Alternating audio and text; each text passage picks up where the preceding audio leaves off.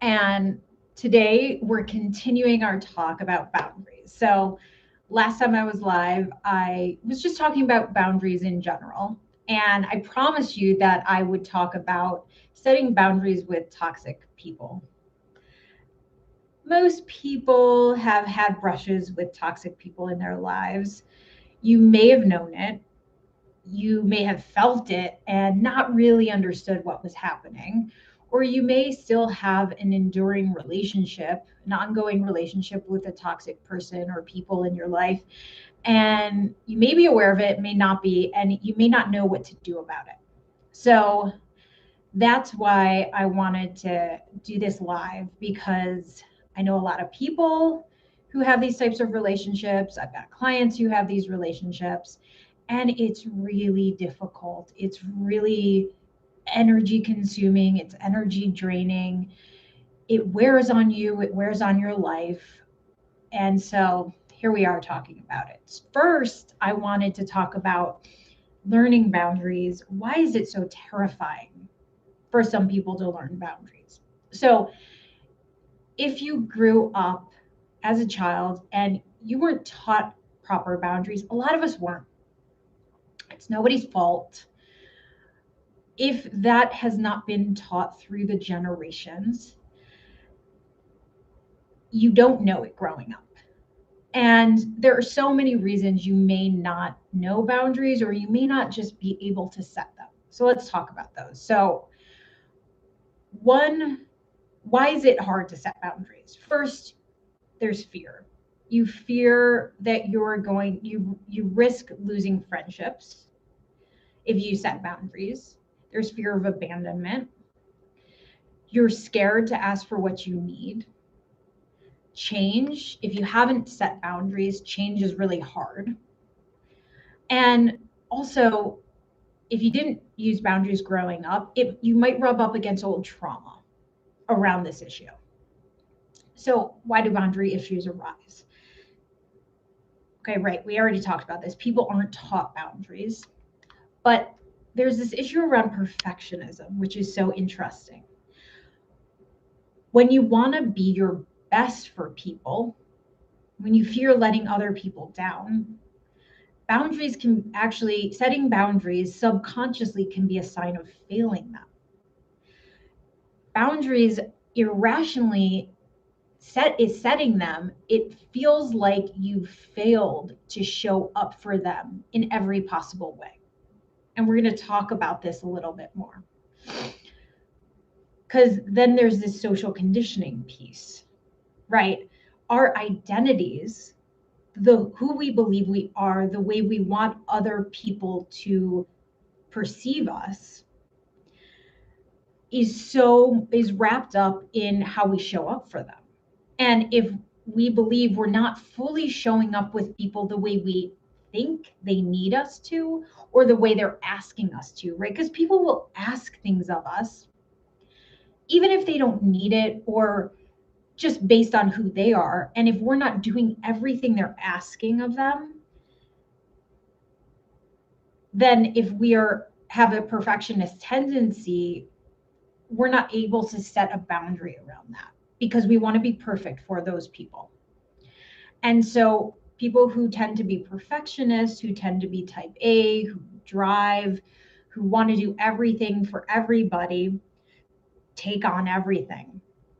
They're unable to set boundaries for themselves, for other people, for their work, and they just end up taking on way too much. So perfectionism is one reason boundaries are difficult,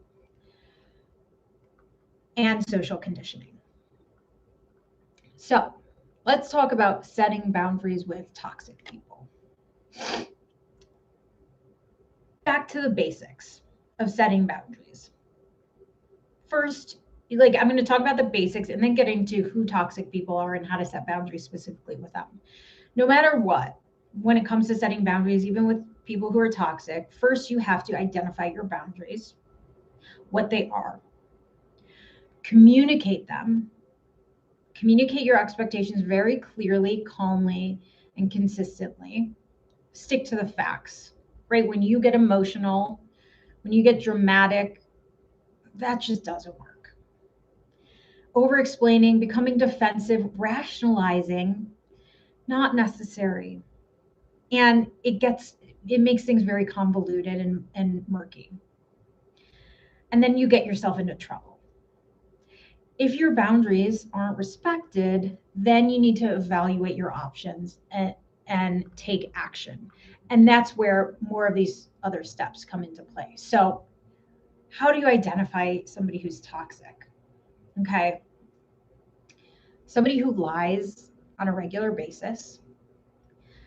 It's really hard when you feel like you trust somebody who's been in your life a long time, and you think they're lying, you're not sure. Your mind starts to play tricks on you. Somebody who gaslights, somebody who manipulates you. All three of these kind of go together in a person who's toxic. So it's really important to start to keep track of some of the facts so you don't start to doubt yourself. And I find a lot of people doubting themselves when it comes to what's reality and what's truth. And they would, especially if they're in a relationship with a toxic person, they tend to believe what that person says, even if everything they're seeing, everything they're experiencing goes against what that person says. Keep notes, keep a journal on what is happening so you can refer back to that and make sure you are seeing facts so you don't start to doubt yourself, okay? Toxic people take advantage of your kindness. They guilt you for something that's not your fault. They don't respect your boundaries. They manipulate you in order to get what they want. They put you down. They don't encourage you to pursue your goals. They don't consider other people's feelings or needs. They feel entitled. They are frequently angry or aggressive. They rarely apologize. They blame others, don't take responsibility for their actions. They drain your energy. They have a lot of drama or problems, but don't want to change. They think the rules don't apply to them. They talk but don't listen. And these characteristics are pretty consistent. And when we say toxic, that could mean many things are going on with those people. When they don't want to change, take responsibility for themselves, that is when it's up to you to set a boundary around what you will and won't do in the relationship and what you are willing to take on in that relationship, because it will start to drain you and it will begin to take a toll on your mental, emotional, and physical well-being. And that's why it's important to set boundaries. It's actually critical for your well-being. That's when I began to realize I needed to set boundaries in my life in my early 20s, when I had toxic people in my life and I was getting sick because of it. So that was my personal experience with boundary setting. And once I started setting boundaries, I just started throwing out the nose like candy, personally. But I understand that setting boundaries when you haven't done it is really terrifying. So, what are the steps to setting boundaries with somebody who's toxic when your boundaries aren't being respected? First, decide whether a boundary that you have is negotiable. Are you willing to compromise on it? Okay. So, compromise does not mean abandoning your needs and desires. It means you giving a little and the other person giving a little, right? Both of you adjusting a bit. Step two, decide what your most important boundaries are. So when it comes to your physical well-being, that might be at the top of the list. When it comes to this person, like you watching their dog for a weekend, maybe that's, you could give or take on that. When somebody repeatedly violates your most important boundaries, you have to determine what the repercussions are.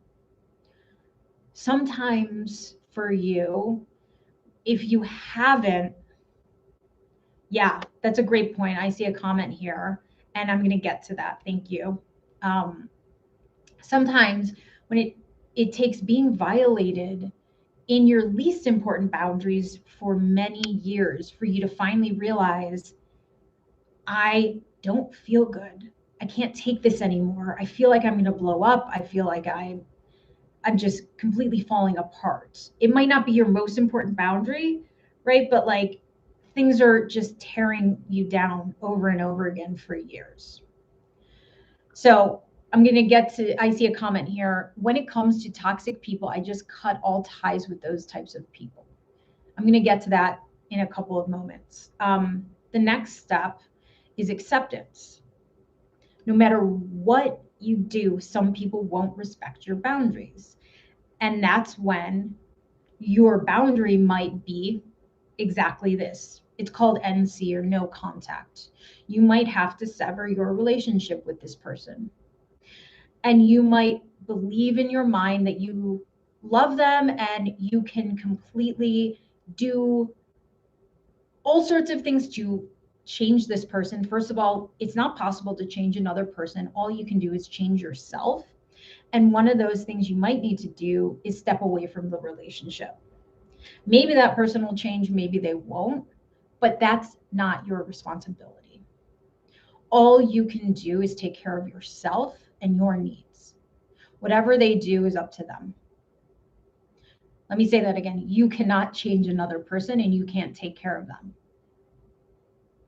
But you can stop being in their life so you can cut off that drain of energy. And this might be one of the most important decisions you make. It might be one of the hardest decisions. I had to do this in my life. I had to do it with my mother. It was one of the hardest decisions I ever had to make in my early 20s. But it was very clear that I was getting extremely sick because she was not mentally well and she was abusive. And some people do have to decide things like this. Some people do have to make these types of decisions. And if you're in this position, it's extremely hard. Thanks. Yeah. So if anybody is in this type of position and they don't know what to do, obviously you can reach out to me. I'm happy to support you through something like this. There is no easy answer. Okay. What's the best way to set a boundary? One of the easiest things to do is to say no. It's hard to say no. I get it. There are different ways to say no. So I wanted to give you some different options. So a few things. I'm going to give you different ways to say no. And these are just different examples in different scenarios. They're made up scenarios. Okay. I won't know for a couple of weeks, but right now that's not feeling aligned. Okay. Next one. I'm sorry, that's not going to work this year, but we can try again next year. Next one. I'd love to, but I'm overcommitted. I won't be able to give it the time it deserves. And then the last one, I'm going to have to say no this time, but reach out next time because I'd love to join you when I have more bandwidth. These are all essentially saying, no, maybe next time, but probably not, right? You can say no, be your kind self, but just say no. You can also just say, that's not going to work for me, right? All of these also, those kind of give they leave the door open a little, but notice that none of them rationalize. And that's really important. You do not need to rationalize why you're saying no. And I highly recommend that you don't, because as soon as you start to rationalize, you might get into a back and forth, and there's just a downward spiral from there. Okay. So as we head into the holidays, this is particularly important because people get together with family, or you might not be getting together with family this year. And some people do have toxic family members, people who will be joining their holiday party who are toxic, and you might have to engage with them or try not to engage with them. So I hope this is helpful. I hope it's especially helpful as you move into the new year, right? Because I'd love for you guys to be able to elevate your energy, to be able to keep clear on your path with where you're going and what you want to do without being exhausted and feeling sick because of other people's energy. I want you to be able to set boundaries for yourself and feeling good. And if you ever want support around boundaries, I know some people, even when you're on the path to healing and setting boundaries, even with this kind of guidance, it's not enough sometimes. So most of my clients, I'm helping guide them around their boundary setting. Feel free to reach out, sign up for a somatic discovery session, and I'd love to help. See you next time. I'll see you, I think in a couple of weeks, it might be the holiday, so I might do a Thursday live. And I'll see you then. Take good care. Bye.